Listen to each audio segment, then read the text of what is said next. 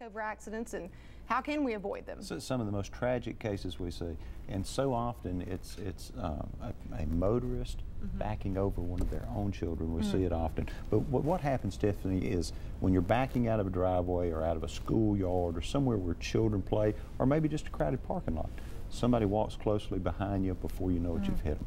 And so that's what lawyers call backover cases, and they're really tragic. And believe it or not, there are 228 deaths on average nationally, 228 deaths from backover cases, 17,000 injuries.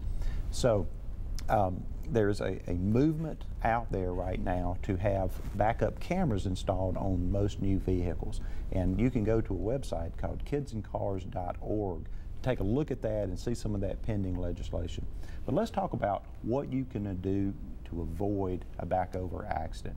Number one, as an adult, when you're walking around an automobile, when you're walking through the parking lot at a grocery store, be sure to allow yourself enough room that if that car moves, you can safely get out of the way. Second, separate your children's play area away from your driveway. I know kids love to go down and play in the driveway, but be sure that their play areas are separated from your driveway.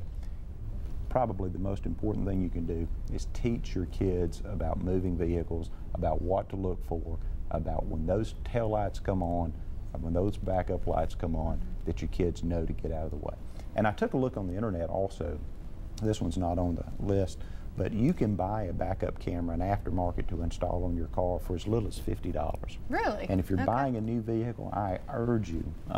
We just bought Hunter a new truck the other day. He turned 16, and we were sure to get a backup camera on that thing. You know, I had one on my old car. I don't have one on my current car, but it came in handy. It's a great feature. Yeah. If nothing else, to keep you from backing over the mailbox. That's right. But, or grocery carts when you're in the parking lot somewhere. So good advice tonight. Thank you very much. If you want more information, go to his website, frplegal.com. You can also go to myfoxsale.com and click on there the law call link. It's got plenty of information.